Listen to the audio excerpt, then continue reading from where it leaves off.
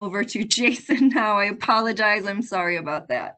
That's all right. No, I really, yeah, as Kristin mentioned, I came from the Department of Public Utilities, and when I was there, I got to work on a lot of different things, a lot of different policy areas, including sustainability. So I'm really excited to take on this new role, and really excited to be here with you today. As I was kind of looking at the participant list as it popped up, I saw a lot of names that I recognized. So for those of you that I've already had the chance to meet, it's good to see you again. And to those that I haven't, it's nice to meet you at least virtually. I look forward to being able to meet everybody in person at some point. Kristin mentioned we went a little longer in between meetings and communications than we normally would do so. We were really we were about to hit send on a save the date for our first quarterly meeting back in March when the world kind of shifted on us. So it's been a while since we've talked with you guys, and a lot has happened. We've got some new faces in the office. In addition to myself, Deepa Vidavias joined us in December, and Elza Tararutinov came on board in February as well. They've been hard at work, as has the rest of the staff, on a whole bunch of things that we'll talk about in a little bit more detail here as we go through the presentation. Additionally, after a few years at Tower City, we've moved our office. If you're looking for us, don't go to Tower City anymore. We're not there. We're now in 75 Erie View, so kind of right off the corner of Lakeside and East 12th. We moved over there back in November. We've settled into the new space. Hopefully, eventually, you'll all be able to come see us. It's working out well for us, I think. And then finally, like everybody else, we've been impacted by the ongoing coronavirus pandemic. Hopefully everybody is staying safe and, more importantly, staying sane as we kind of adjust to new work routines and new lifestyle routines. We have, as an office, largely been working remotely, but hopefully in the next month or so, we'll be able to get back to some more normal operations and really start to get going on a few other things. Before we jump into what's next, I do want to take a second to think a little bit about some of the successes of the Sustainable Cleveland 2019 initiative. We wrapped up the 10 years with a couple of very big events. The Cuyahoga 50 celebration, I think, really showed what we can do as a community when we pull together and focus on a common goal for everything. I'm not going to read the stats to you. You've seen them. We've talked about them. They're up on the screen. But I think in celebrating the rebirth and the reclamation of our river and really setting the stage for the work that we still candidly need to do, the Cuyahoga 50 was really an unqualified success. In addition, last year we did host the Culmination Summit for the Sustainable Cleveland 2019 initiative. I know many of you were in attendance at that summit or attended one of our summits before. Again, I don't want to belabor too much, but I do think it's important to recognize that with over 15,000 people engaged during the 10 years, we really have been successful at setting the foundation for sustainability and really taking some very concrete and tangible steps towards becoming that green city on a blue lake that we want to become. A couple of just very tangible things. We've spent a lot of time and energy focused on climate change and reducing emissions. So the chart we have up here kind of shows most recent full year data we have is 2017. We're still working through the 2018 data as well. During that time period from 2010 to 2017, we did see our emissions go down about 8%. At the same time, gross regional product went up 19%. So really that's about a 23% reduction in emissions per GRP, which I think is a fantastic start. There's still work to be done, obviously, but we're making progress and we're moving in the right direction. In addition to emissions, we've had a lot of other successes. We've seen 6,000 new residential units come online that have met the city's green building standards. We have consistently seen increases in the percentage of residents who are within a 10-minute walk of a park. We've seen significant growth in solar and wind installations. And then I think probably, perhaps most importantly, with where we are now in partnership with Cleveland Neighborhood Progress, we've really been able to get about 5,000 people through the racial equity training as a community, which really is critical during this time. So probably more than anything else that I've been asked since coming on board in January is what comes next. We had a good run. It was 10 great years through Sustainable Cleveland 2019. So now what? I think by any objective measure, we would qualify and say that Sustainable Cleveland 2019 was a success. And although it was originally conceived as a 10-year initiative, we're going to continue working through the Sustainable Cleveland initiative moving forward. One change we're obviously going to make is it's not going to be Sustainable Cleveland 2019 anymore because it's 2020 and we're looking to the future. However, we're not going to put a date on it. So it's not going to become Sustainable Cleveland 2029 or 2030 or anything like that. We don't want to put a date on it because sustainability is really something that we don't want to have an expiration date. We want to continue to embrace those principles and move forward into the future, knowing that this is something we have to continue to stay focused on for the long term. We are working on updating some of the branding. You can see some of that here on the screen and then throughout the slides. We're going to start updating the website. So we'll be making obviously content updates, but also maybe some usability updates, and really trying to reflect the new direction of the organization moving forward there. You'll continue to be able to engage with us on social media, through our newsletter, through the blog, in any variety of ways. But we also want to continue to meet regularly as well. I don't know about you guys, but with the coronavirus and the changes to the way we've worked, I do miss that human interaction that we have with people sometimes. I'm sure you do as well.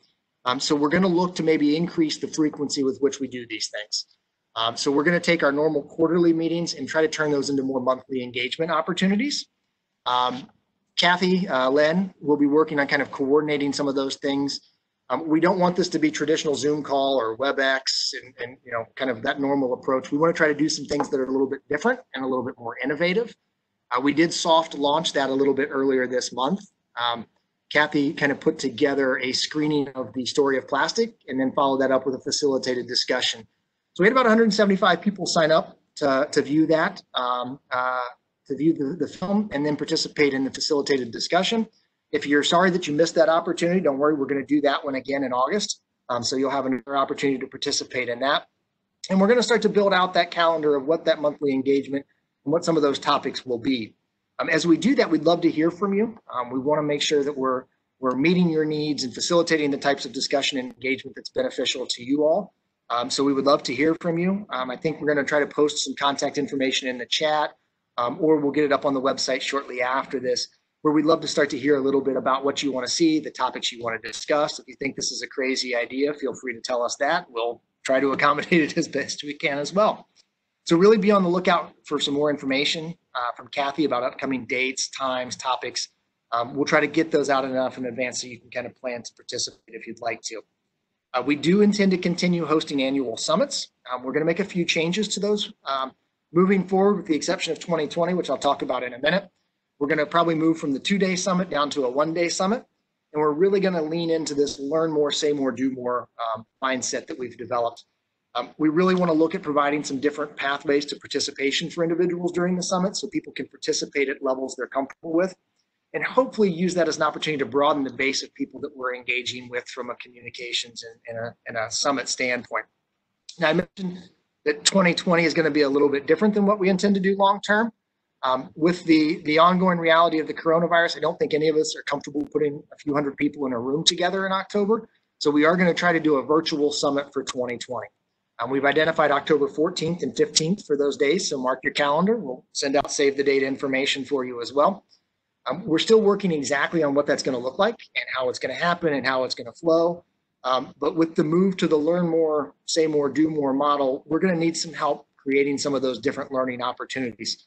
So we will be reaching out. We'll be putting out opportunities for people to give us some ideas about the types of sessions they'd like to see, the way they'd like for that engagement to happen. And candidly, if you'd like to help and host and run one of the sessions, we'd love to hear from you too. So we'll put out some information, some requests for potential programming in the not too distant future as we start to plan the summit out in more detail.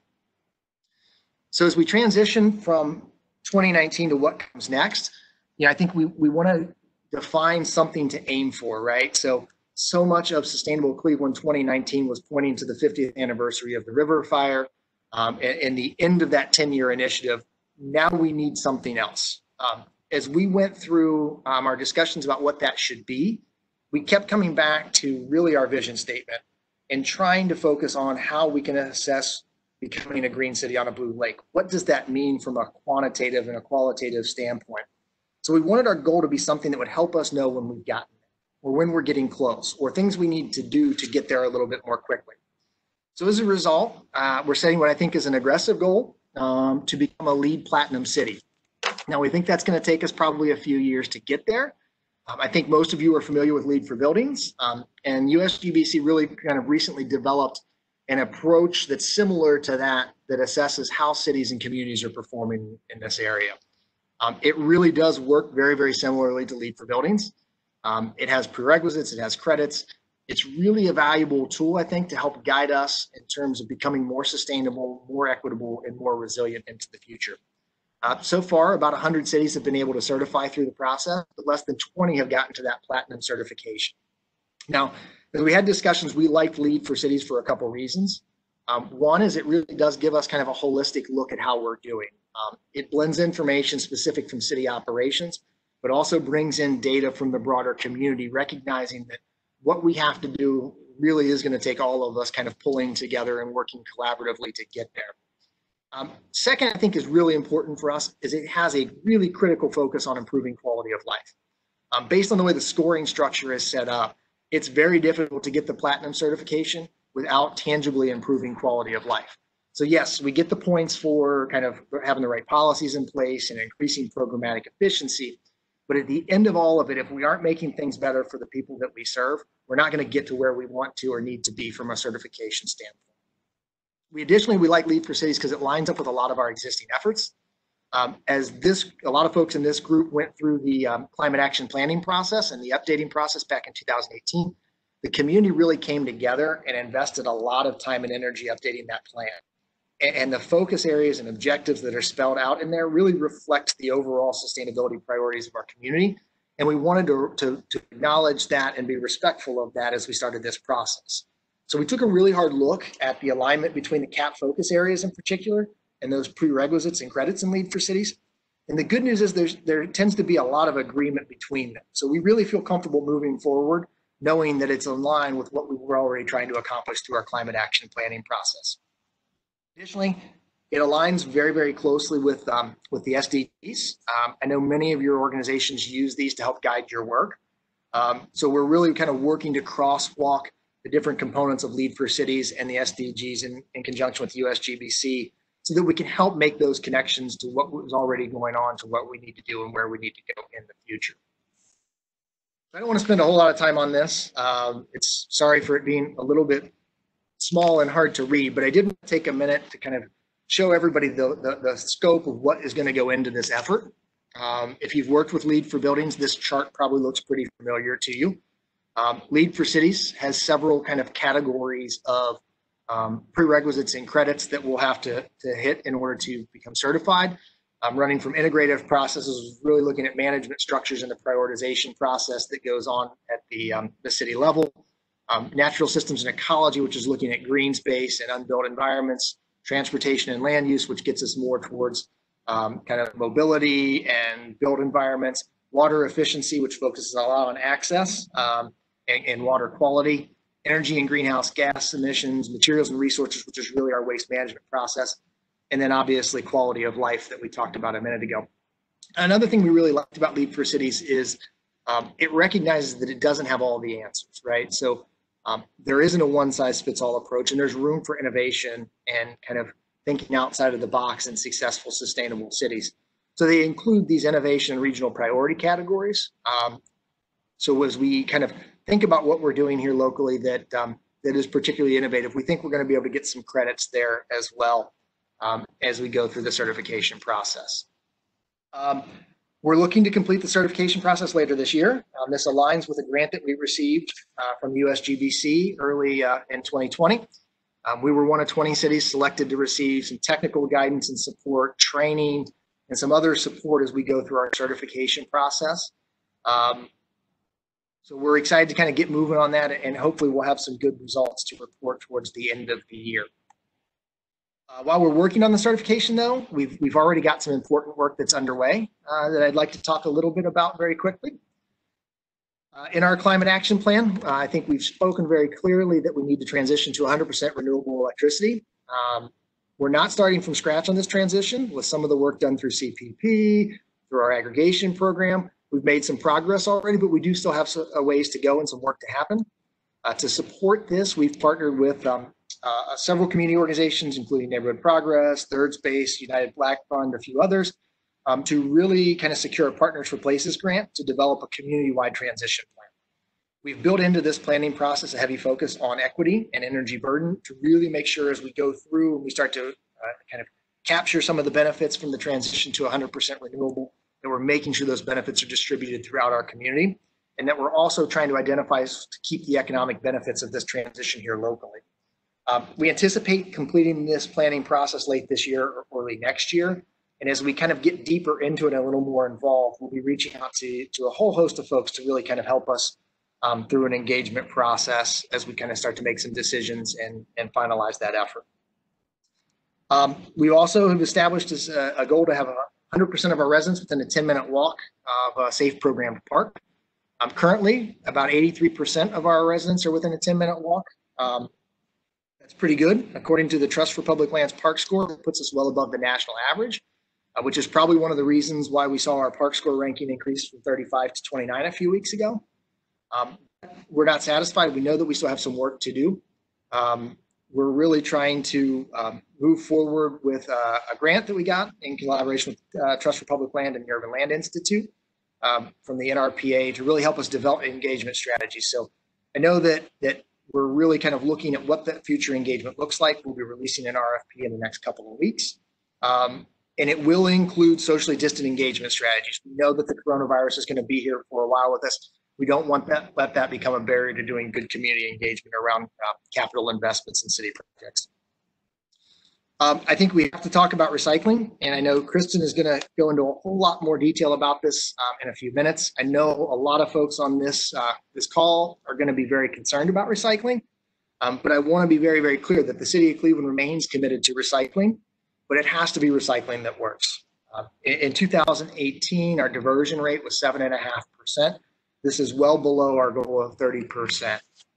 Due to a variety of market and local factors, when we went out to bid to replace the expiring contract, we only got one bid, and it was substantially higher than we expected, substantially higher than market, and would have resulted in significantly increased program costs simply to maintain the status quo.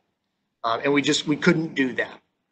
So we're doing a couple of things. One, we're looking at some potential interim solutions, ways to kind of keep the process going and make progress as we do some evaluation and reassessment.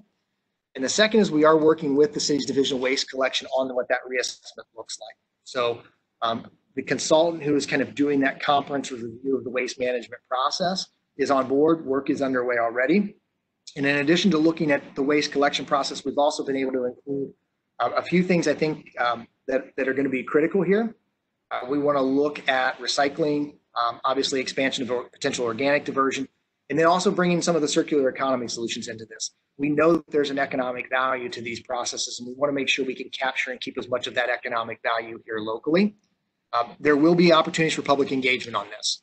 We've already heard from a lot of folks that they want to be a part of that, and we're going to make sure to get information out as soon as we formalize that process, sooner rather than later to everybody. But if you do want to make sure that you're included on that, we'll put a link up in the chat or on the website afterwards that really kind of gives you an opportunity to get added to that list, so we can make sure we're collecting information and following back up with you if you want to participate. This is one that kind of spans back into my former life before coming into sustainability, but Kristin and I have been working on the U.S. Water Alliance's Water Equity Task Force for the past 2 years, and we're really looking to identify solutions around water affordability and access.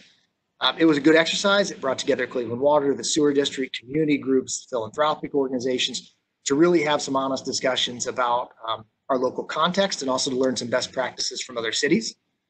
7 cities participated. We wrapped up the task force work earlier this year, which resulted in the development of a Cleveland-specific equity roadmap that's out there. We'll make sure we get that information to everybody so that if you want to learn a little bit more about what that was involved with that, you can do so. Also, as the task force kind of transitions from more task force to more kind of long-term and permanent engagement, we're going to have some opportunities to broaden out the people who are involved in this to really kind of stay connected with this. And we'll make sure we get that information out to everybody as well. I think everybody hopefully remembers last year at the year-end summit, Mayor Jackson pledged an additional $1 million for tree planting to help us get to our 30% tree canopy goal. We're making progress on that, and we are starting to get trees in the ground. In the spring planting season, we planted over 300 trees already and anticipate another 1,500 to 2,000 going in the fall planting season. As we put those in, our urban forestry division is really focused on taking an equity-based approach to the plantings.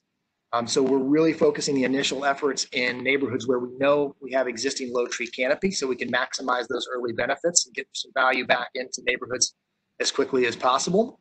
Additionally, we're working through some existing data. We've collected a lot of data over the years on existing trees, potential locations. So we're really reviewing that existing data to help us determine the best path to get to a comprehensive tree inventory process.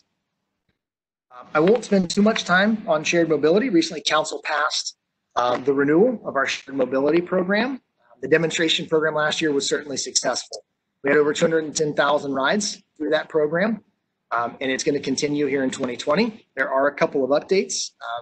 The hours of operation are being extended from 5 a.m. to 9 p.m., and we're also going to have an increase in the speed cap from 12 to 15 miles per hour.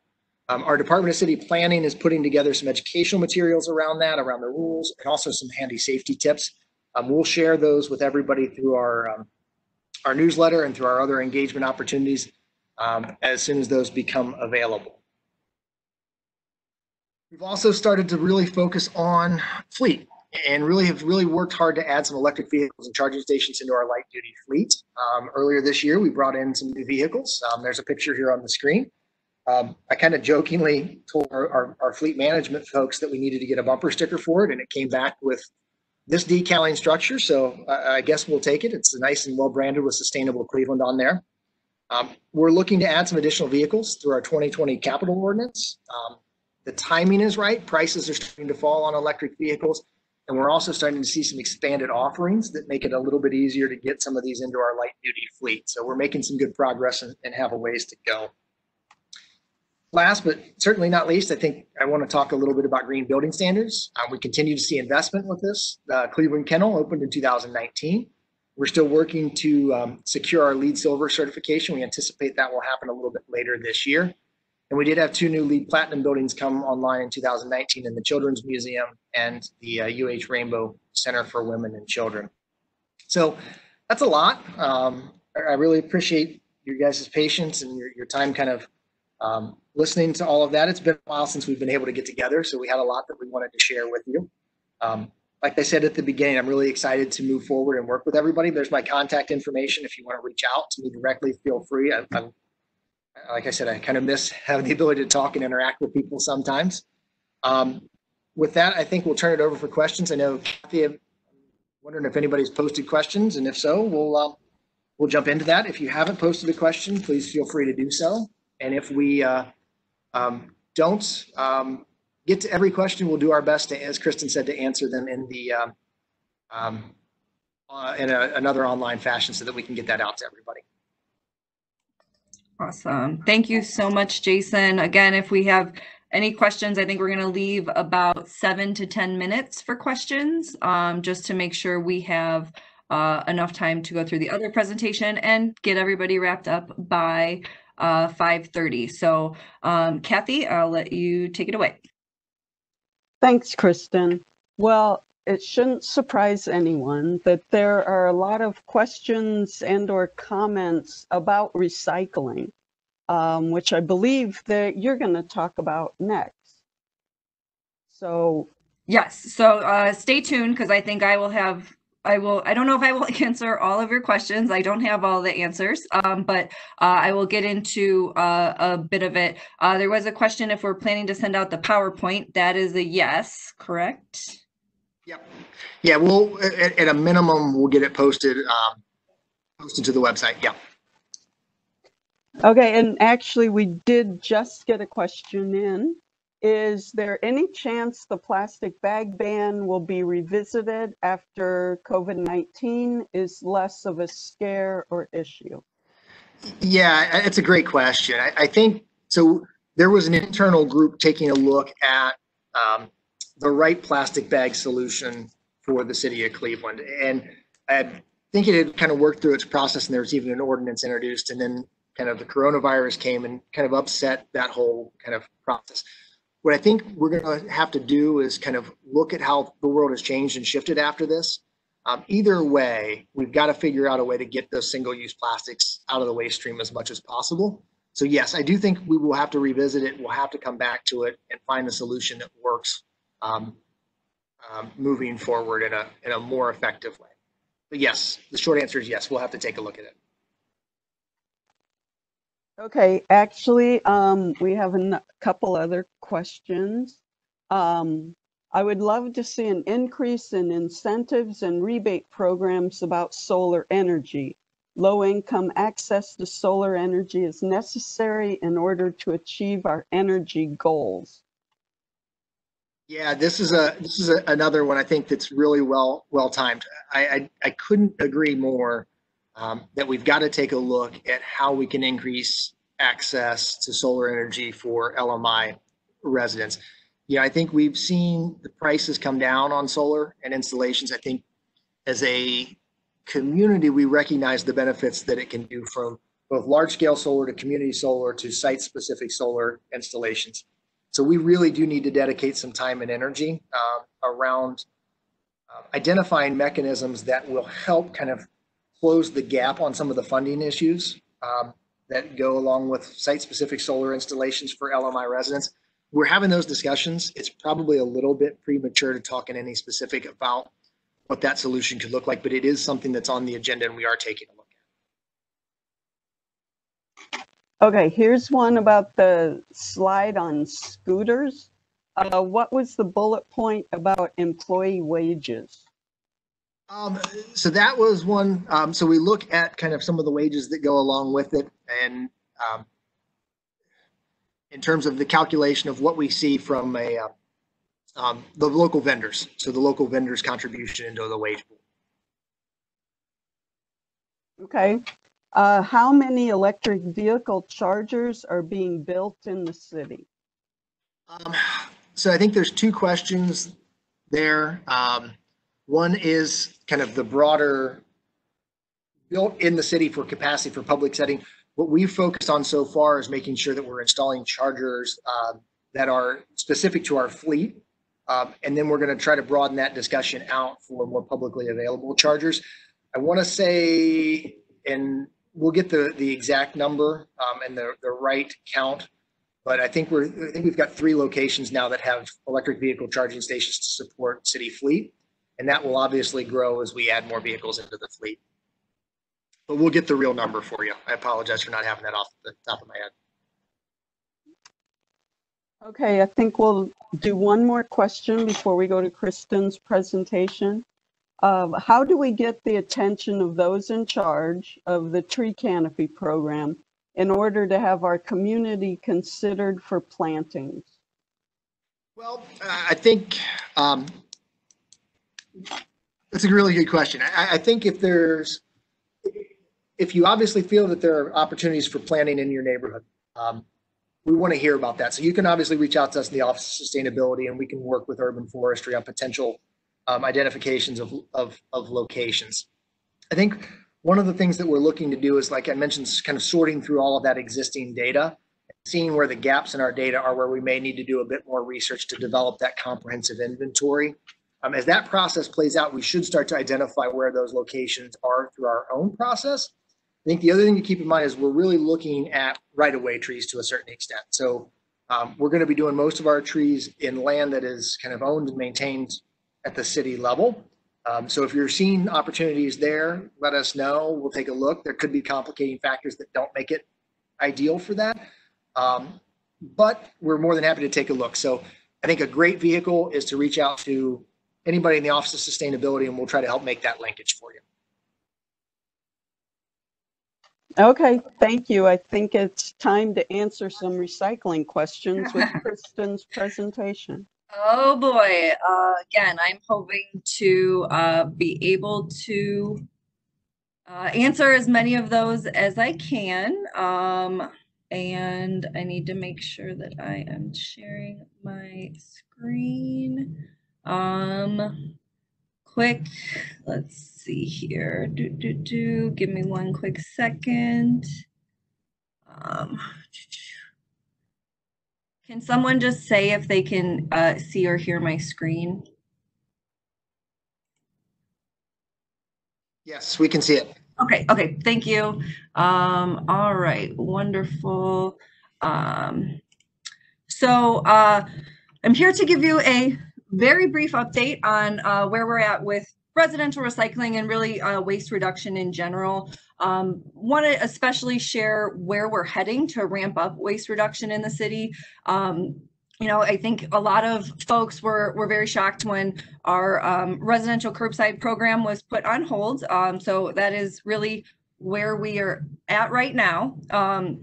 And it was definitely a little bit of a difficult decision for us. So right now we do not have a contract to take the city's recycling. And it means that unfortunately our curbside program is temporarily on hold. I want to really emphasize the temporarily portion of it because we are going to be really focusing on getting that back into place as quickly as possible. But we want to make sure we have a more effective and sustainable program. As Jason mentioned, what we were doing previously was unfortunately just not working. So we've been working closely with our Public Works Department and City Council to make this happen and understand what some of our options are. I also want to take just a quick step back and kind of talk about how we got here. There were a lot of factors that contributed to some of these challenges. If you've been a part of this recycling conversation for the last couple of years, both locally and nationally, a lot of this is not news to you. I think you're familiar with, for example, China's national sword policy, which limited how many recyclables we were able to, or the recyclables we were able to send to others, or to China, excuse me. Additionally, we didn't have those domestic markets established because we were very conveniently sending it overseas. And especially here in Cleveland, we had some very high contamination rates. A number of reasons why we had those contamination rates. A lot of it, I think I would like to consider it our wish cyclers, the folks that want things to be recyclable, but unfortunately, we have a very limited commodity list of what we can actually put in those bins. All of those factors have led to increased costs for our processors and ultimately increased costs for our cities. It's also important to note that Cleveland is not the only city facing these challenges nationally, and even here locally, we have a lot of municipalities struggling to make recycling work, both the dollars and cents of it, but also the operations, so that we are sending those clean streams to market. Of course, we have our challenges, but I want to make sure that we're focusing on where we're heading. We really, as Jason mentioned, we've got our consultant on board to help us reassess the recycling program and our collection operations.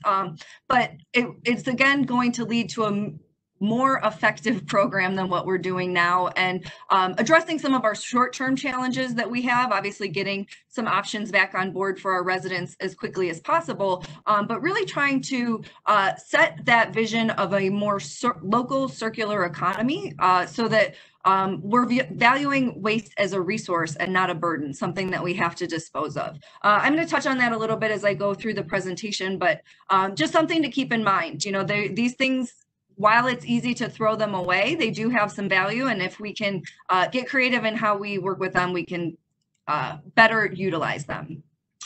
So in the interim, while we are working with this consultant, our office is working closely to understand what interim recycling options we can provide to residents while we work to get the new program in place. We expect it'll take a couple years to get there. And we really want to make sure that we are providing residents with opportunities to reduce their waste.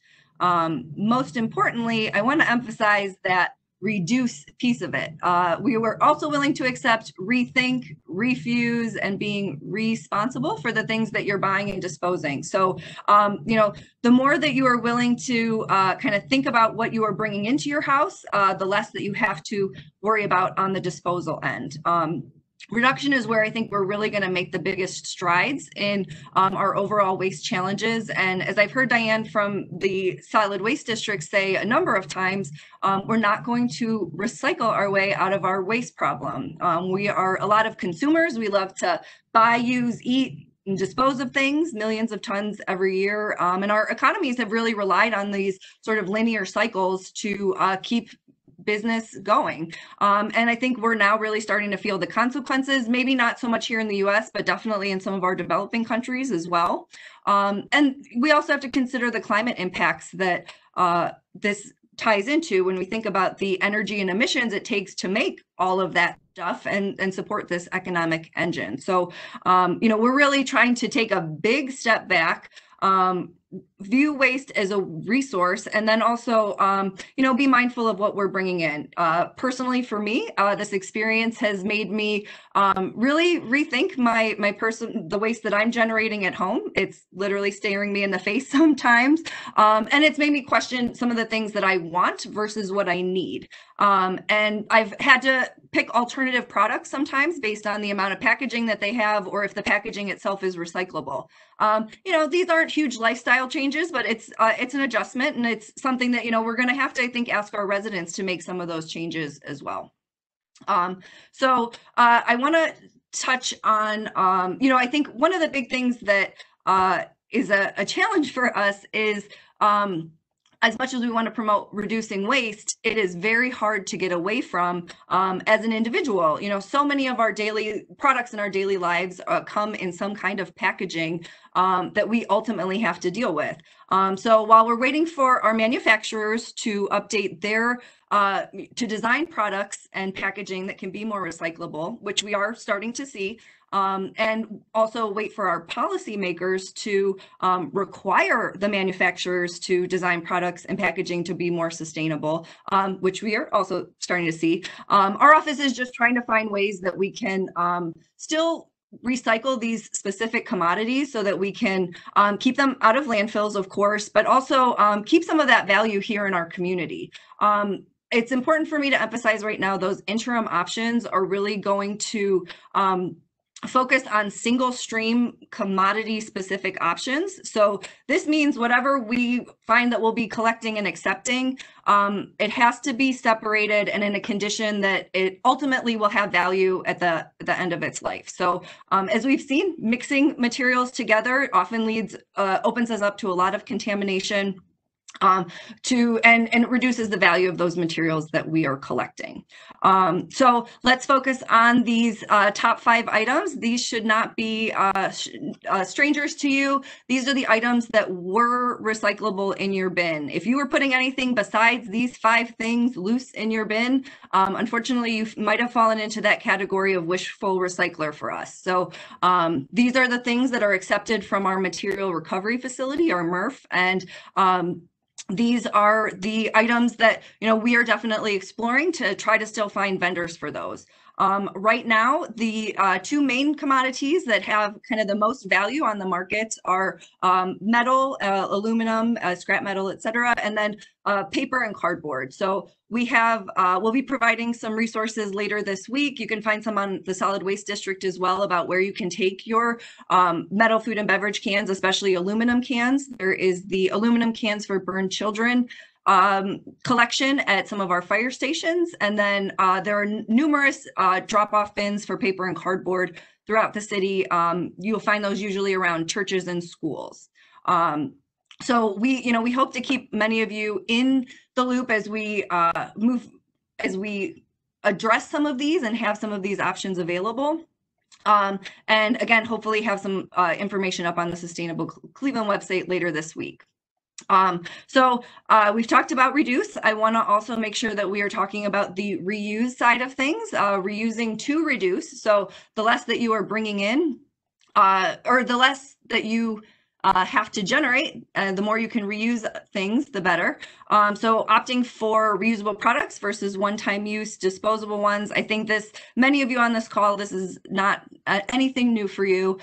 So refill your plastic water bottle, refuse the plastic disposable serviceware and use your own reusable utensils. I think right now we are dealing with a lot of takeout, and it is just default to throw that plastic silverware in there.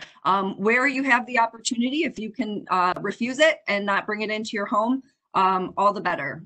I think a couple other things to consider are the repair side of things. We all too easily fall into the habit of something breaks, I'm going to just go buy a new one. Maybe consider repairing it yourself or supporting a local repair shop so you can get even more life out of whatever it is you're using. I also want to just highlight a few other recycling options that are still available in the city. These have been around for several years, and I expect we'll still continue these collections. So we have household hazardous waste, with the exception of latex paint. Paper shredding, you can bring up to 3 boxes, and electronic wastes, no TVs, please. So all of those 3 materials can be dropped off at our Division of Wastes Carnegie facility at 5600 Carnegie, Monday through Friday, 9 a.m. to 3 p.m. We also have a couple other recycling options for medications. Those can go to our local Cleveland Police Department. And then scrap tires, you can put up to 4 out during your monthly bulk collection. And I have some exciting, well, I don't know how exciting it is for everybody, but somewhat exciting news if you live in Cleveland. Bulk collection will resume next week, June 22nd and 29th, and then July 6th and 13th. I just want to remind those of you that are living in Cleveland and plan to utilize this of our bulk collection guidelines. Only 3 items per household. You can see some of our acceptable items: appliances, furniture, mattresses. Any cloth furniture or mattresses must be wrapped in plastic. They will not collect them if they are not. A lot of that is for the safety of our employees, so please keep that in mind. And then in addition to those 3 items, you can put up to 4 tires. We do not accept construction material and do not put boxes and bags out. Those should go into your black cart. So I also wanted to share with you, kind of at a broader scale. So moving a little outside of Cleveland, we've been working nationally with partners through the USDN, the Urban Sustainability Directors Network. These include Boulder, Colorado, San Francisco, Fayetteville, Kentucky. They are looking at ways to view carbon as a resource rather than a pollutant and something that we need to get rid of. So the recent IPCC, Intergovernmental Panel on Climate Change, noted that we're not going to hit our climate reduction or carbon reduction goals through just mitigation efforts alone. We have to look at sequestration and other innovative technologies to help us really address some of these climate problems. What gets me really excited about this is it connects to more natural systems. So really keeping those nutrients and resources in our community. And there's ties into our Cleveland Tree Plan, the 10-minute walk goal, Project Clean Lake, definitely really setting up the stage for a more circular economy, especially when we think about our organics. And then, building resilience into our neighborhoods, making sure that those that are most vulnerable to the impacts of climate change are really able to reap the benefits of some of these. Additionally, some of this has made us rethink our relationship with plastics, especially COVID-19. I had mentioned that earlier, especially around takeout. Kathy Len is our resident plastic expert. She is definitely a great resource to connect with, and excuse me one second, can share a lot of different information. She leads our zero waste working group as well, and she can, our plastic reduction working group, excuse me, and can connect you with a lot of the different efforts happening around plastics. Additionally, and I have to apologize now, I just caught it. I have not updated this slide, but the story of plastic is she's going to be doing the film screening, as Jason mentioned, later this summer, and then we will get that information out as soon as we can. Additionally, our zero waste event or zero waste NEO working group is going to be meeting in July to relook at our zero waste event guide, excuse me, and I figure out how we can adjust it based on COVID. There are a lot of events that have been canceled. Many of them are looking very different these days. So even as folks are starting to plan for 2021, we want to make sure that we are providing them as much information as resources as we can. And then finally, as Jason mentioned, we are going to be kicking off our monthly discussion series in July, focusing on composting and organic waste. So we'll have some information for you in the next week or so on how to get involved and what the topic specifically will be. finally, what can you do? So many folks are reaching out to me asking, how can I get involved? What can I do? One of the big pieces for us is really we just want to connect with you and hear from you. As we start to refresh this curbside recycling program, there are a lot of opportunities for really all of us to collectively envision what a thriving local circular economy can look like. And it's important that we have your input on that, so that this program that we ultimately relaunch is really going to meet our resident needs, but set us up for success in the future. As Jason mentioned, we've got a Google form to capture contact information, so that you can stay engaged in this conversation around waste reduction, recycling, and really ultimately circular economy. So I will include that in the chat box, a link to that shortly, and then again, we'll send that with our follow-up information as well. And, I just want to say that we are at a unique time in our waste reduction journey where we have the opportunity to kind of start from scratch and design something that really could be a national model for how cities manage waste in a sustainable way. So, please stay connected with us, share this information with your friends and family, especially if they have any questions. The more you can help spread that message and educate yourself on where our recycling is, the better impact we're going to have in the community. And then with that, I just want to say thank you, and I will also open it up to, I'm going to stop sharing and open up to questions. How are we looking on time? We got 7 minutes left. All right.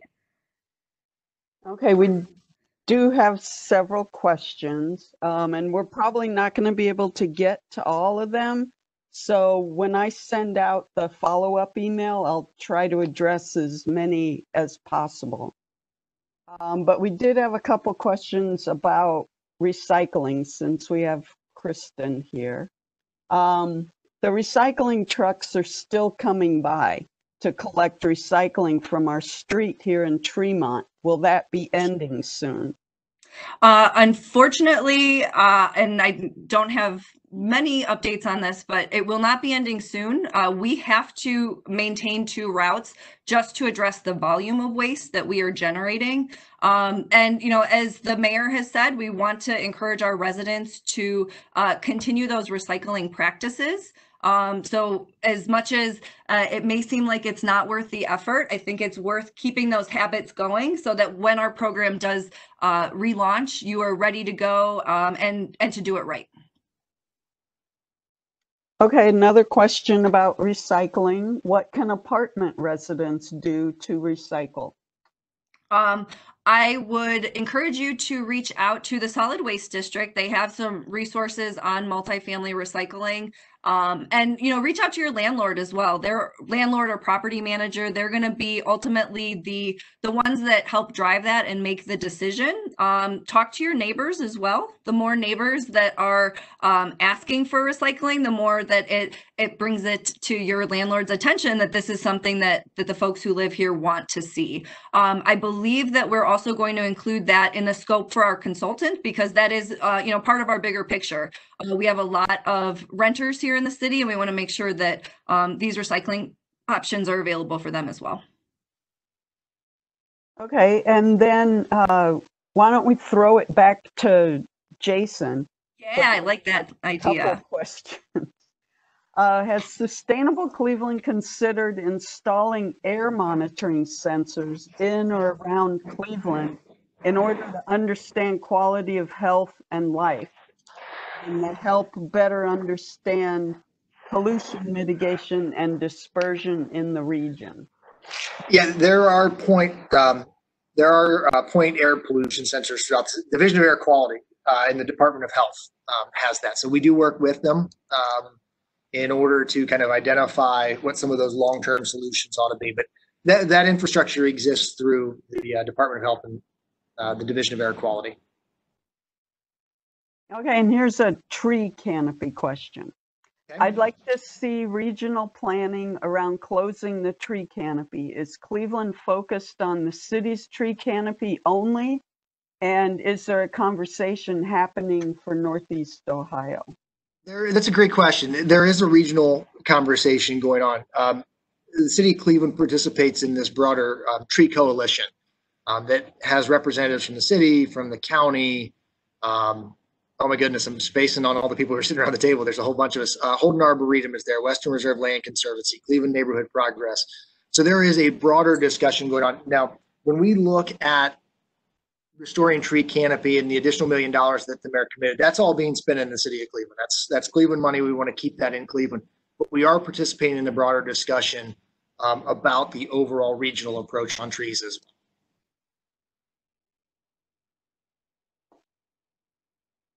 Okay.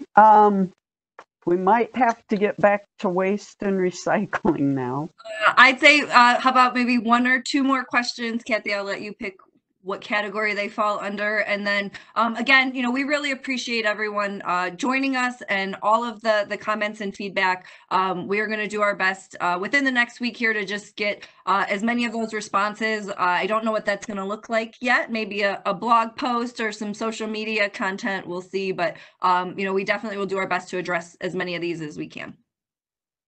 What role can this team play in banning styrofoam? That is a great question. You know, I would encourage you, especially if you're a City of Cleveland resident, to talk to your city council members. We do have a working group that was focused on the plastic bag ordinance. Unfortunately, it's had to be a little bit on hold because of COVID. But it's on hold, but again, not going away. So, you know, there may be opportunities to include styrofoam as products, you know, under that ordinance, or maybe in future versions as well. Okay. Oh, now I just lost it. Do we have ways to incentivize businesses and markets to give their leftovers / spillover of food to food pantries and food banks? That's a great question. I think the word that's tripping me up a little is the incentivize piece of it. I think that's a awesome idea and strategy. How to incentivize it. I don't know that I can think of a creative answer to that right now, but I will. Yes, Jason, you've got it. Yeah, I think that's a broader discussion around food that we need to maybe start.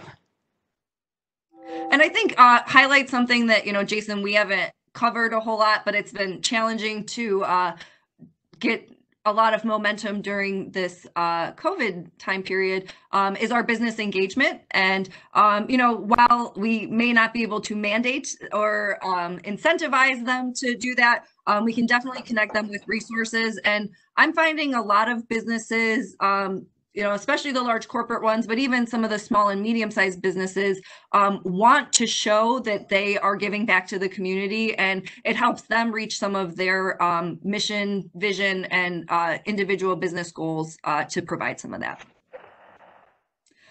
Okay, so with that, we are at 5:30, so I do not want to keep anyone any longer. I would like you to go and please enjoy your evenings. Again, thank you all who stuck with us, are still on the call. And again, look for follow-ups from us in the next week here, and have a wonderful summer. We'll talk to you soon.